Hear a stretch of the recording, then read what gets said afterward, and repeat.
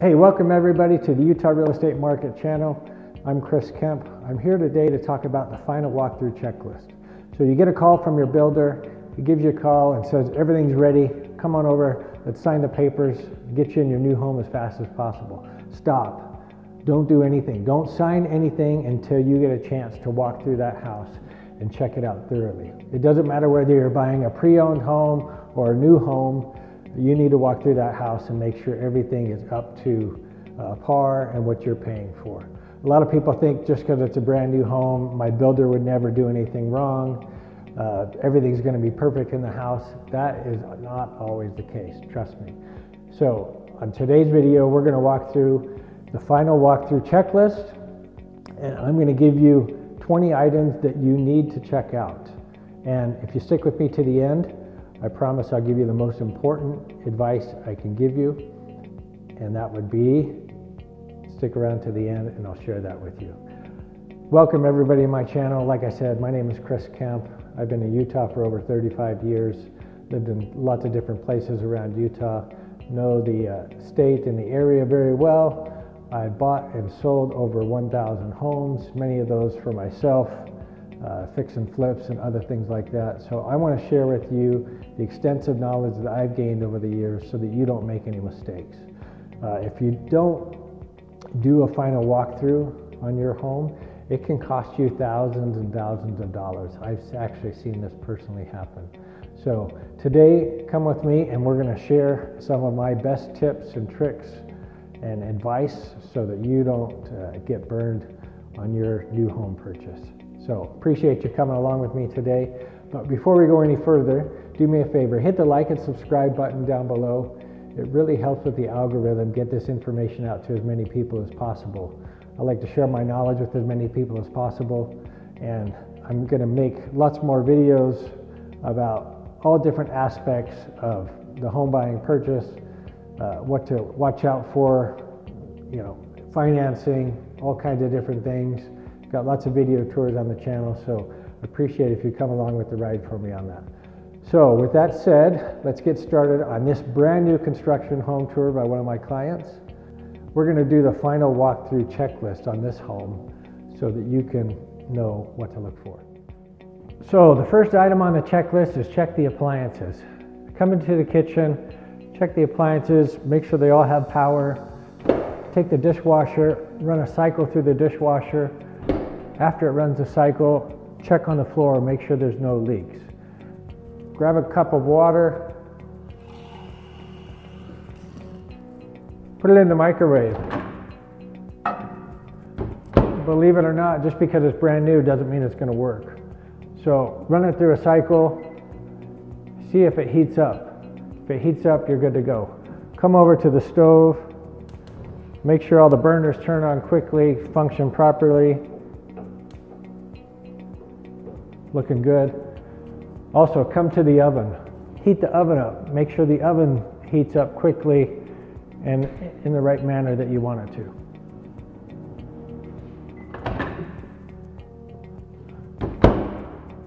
All right, nice and warm, so we're good to go.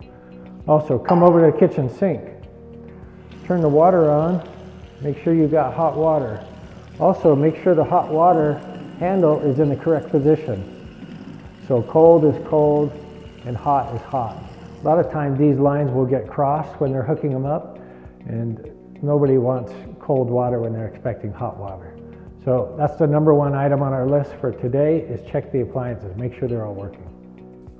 Okay, item number 2, check the showers. Check to make sure the hot is where the hot's supposed to be and the cold is where the cold's supposed to be, so somebody doesn't step in the shower expecting cold water and get burned. Also, check to see the water pressure. You have good water pressure coming out of there. Most homes have a pressure reducing valve on them. You can talk to your builder about setting them. They usually come preset around 40 psi, so you shouldn't have to mess with that. But if you don't have enough pressure, talk to your builder or whoever had the home before you and find out what the story might be. All right, item number 3, check the caulking around the tubs, the sinks, the baseboards, the toilet. This should be nice and caulked really well. Right here should be caulked really good. The shower edges, the baseboards down below. So as you're getting out of the shower, some water might drip off of you. You don't want that water to seep underneath the baseboard and start rotting it out. You don't want your toilet to leak around there. Make sure your sink is caulked really well. The backsplash around the sink, around the faucet. You want the water to stay where it's supposed to stay so it doesn't get into the walls, the baseboards, things like that. It can cause a lot of damage. Water is a really bad thing if it gets in places you don't want it to be. Okay, item number 4, check the toilets. Make sure they're working properly. If you have some toilet paper, grab some toilet paper, put it in there, flush it. Make sure it goes down smoothly and everything seems to be working. Also, stand here and listen for just a minute to see if that tank takes an extra long time to fill. Maybe it's leaking, maybe it's making some noises. On a new home, you shouldn't have any issues with a brand new toilet. But a pre-owned home, maybe the toilet needs to be replaced or the guts inside are not as good as they used to be. So take a minute, just stand here and listen for it. Make sure that shuts off. You don't want running water constantly because that's going to make your water bills go up. So this one's in good shape, it's shut off, we're ready to go. Okay, item number 5, check your thermostats. Make sure the thermostat control goes up and down like it should. If you don't know how to use it, get with your builder, get with the people that own the home before you, have them explain it to you. You really need to know how to work this thermostat well. Cycle on and off the fan, the heat function, and also the AC. Make sure that those turn those particular items on and off, and there's no issues there. All right, item number 6, check all the outlets, plugs, and switches. Check the switches to make sure they're working properly. The ones go and turn off what they're supposed to turn off. Check the outlets, make sure there's power to them. These are called GFCI outlets. Some of them might need to be reset. They have a little button on there that you can press to reset it. If you want also, you can buy this little item here. It's an outlet checker. It will tell you if the outlet is wired correctly. It will also allow you to check the GFCI outlets by pressing this button here. So it costs about 10 bucks. You can pick it up at your local hardware store. Plug it in there. If it's got 2 yellow lights or 2 orange lights, that means it's hooked up and wired properly. If it's wired incorrectly, it gives you a little diagram there to tell you what the problem might be. So really valuable tool to have in your garage or your toolkit. Make sure if you ever have any problem with any of your outlets, it's a really easy way to find out what's going on. So, okay, let's go to the next one. Okay, item number 7 on the checklist. Check all the faucets.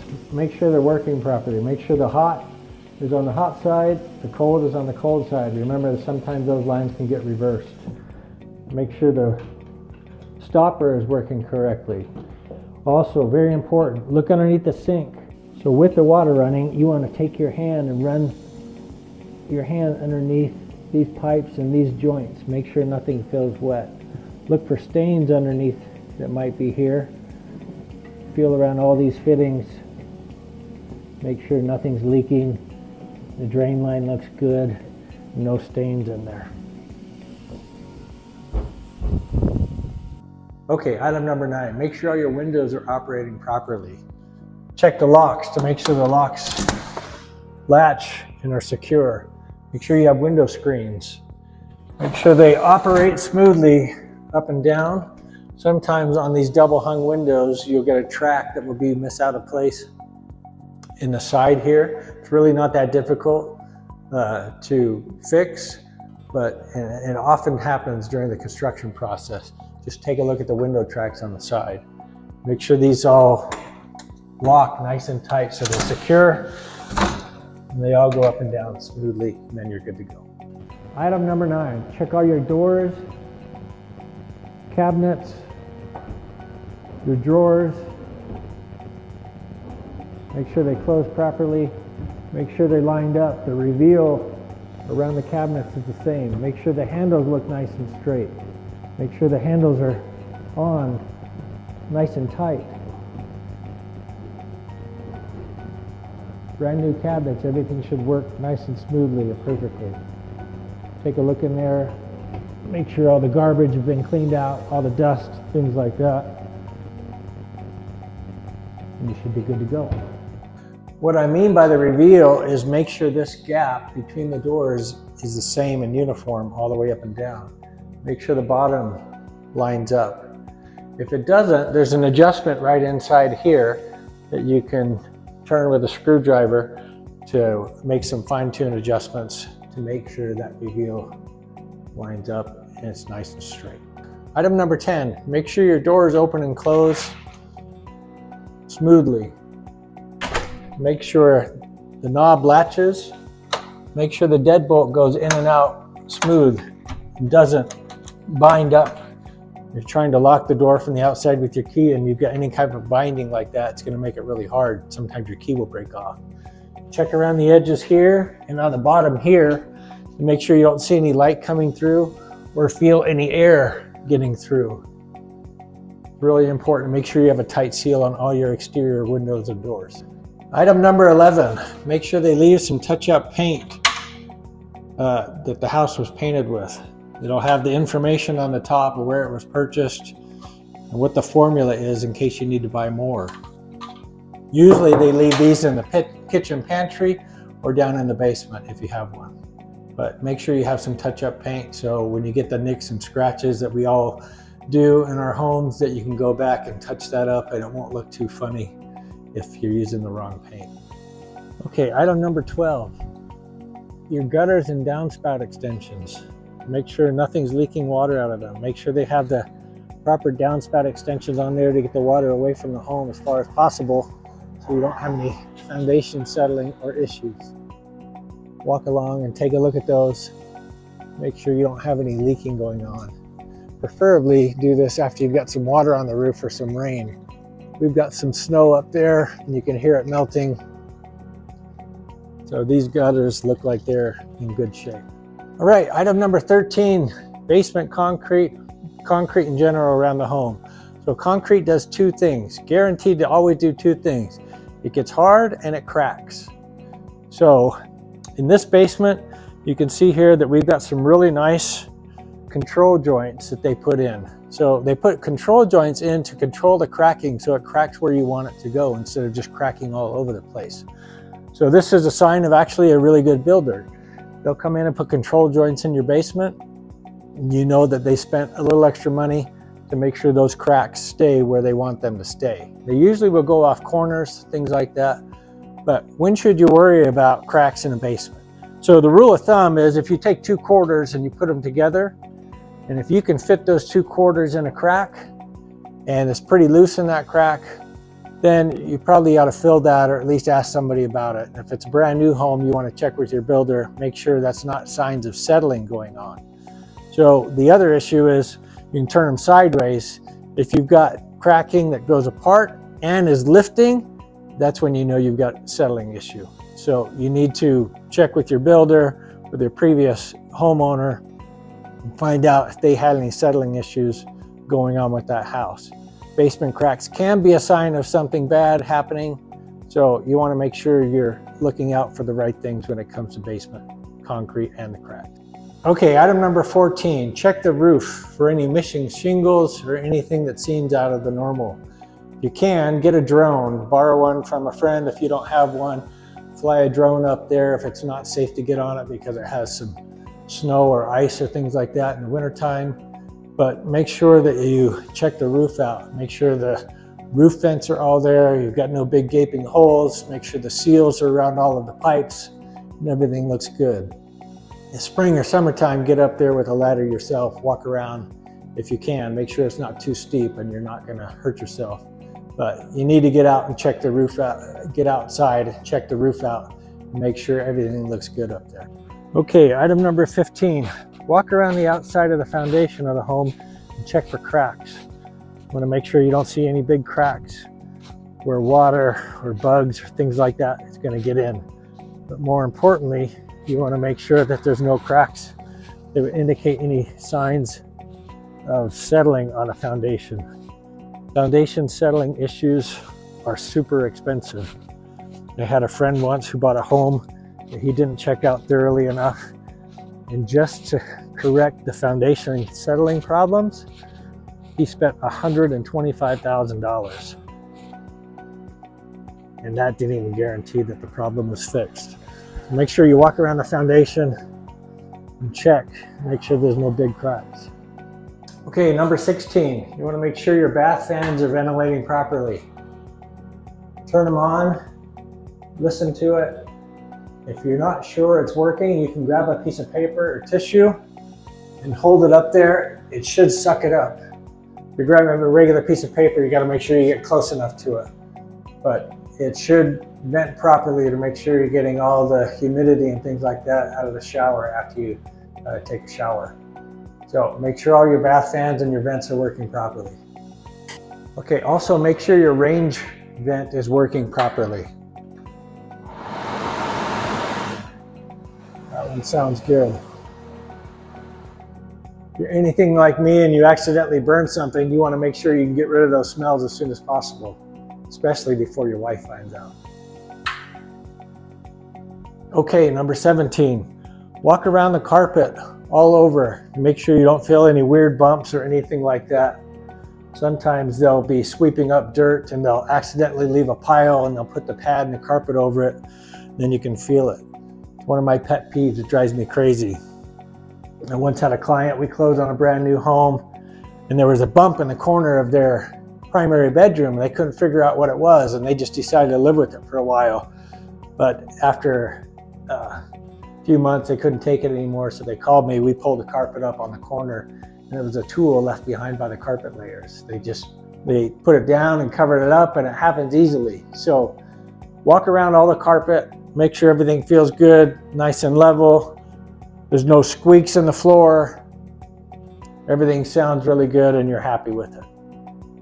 Okay, item number 18, go down to the basement and walk around and take a look at all the plumbing lines, all the duct work, all the wiring. Make sure everything looks good and is not loose. So make sure the plumbing lines have the proper clamps to hold those tight, because when that water turns on and off, if those aren't clamped properly, that's going to create a thud every time that water turns on and off. That actually happens quite often. Make sure your ductwork is strapped up nice and tight. Make sure you don't have any loose hanging wires anywhere.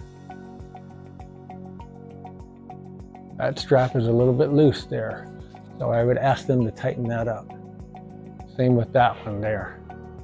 So make sure all your plumbing looks good and it's all nice and strapped tight to the wood. Okay, item number 19. Go down to the mechanical room, wherever, if that's in your basement or on the main floor or in the garage. Look for the plumbing lines and find your water shutoff. It's going to look like this. This is a ball valve. When you turn it that way, it's off.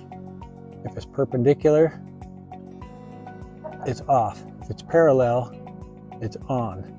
Make sure you know where your water shutoff is. Now that's the one inside the house. There's also one outside at the street in the water can. So if you have an issue between your house and the water can, you can shut that one off. But always make sure you know where the water shutoff is inside your house.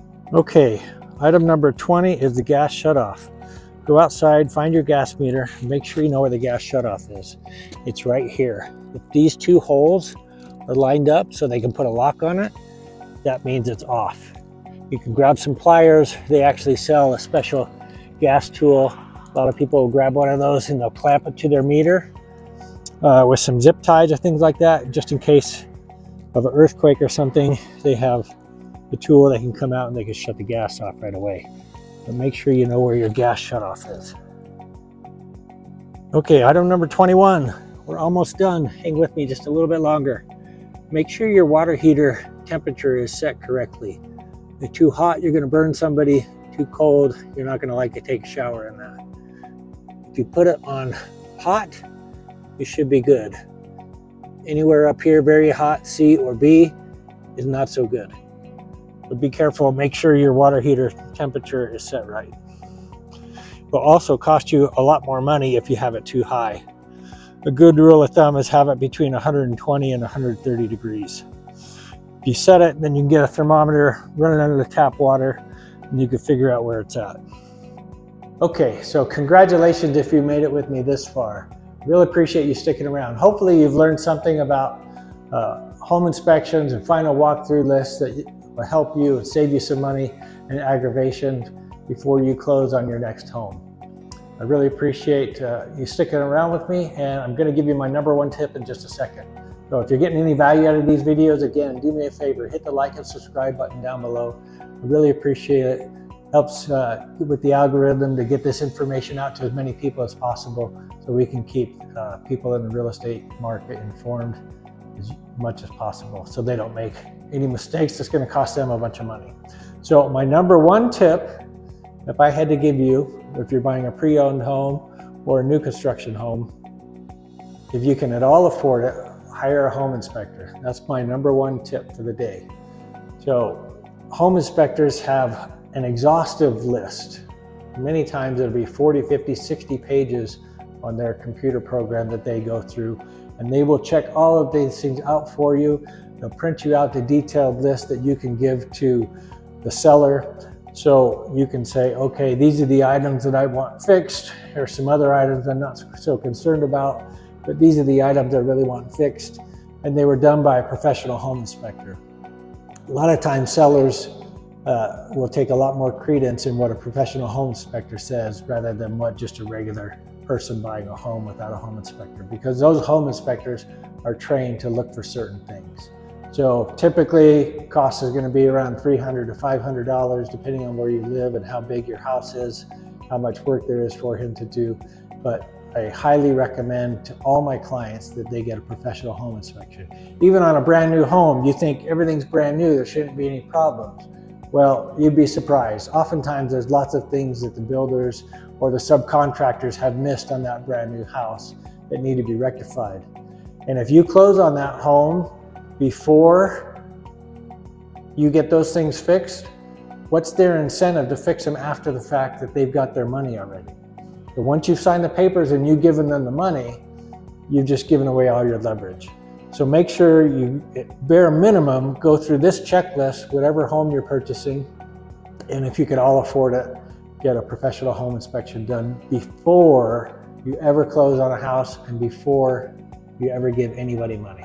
So thank you for joining me today in the Utah real estate market.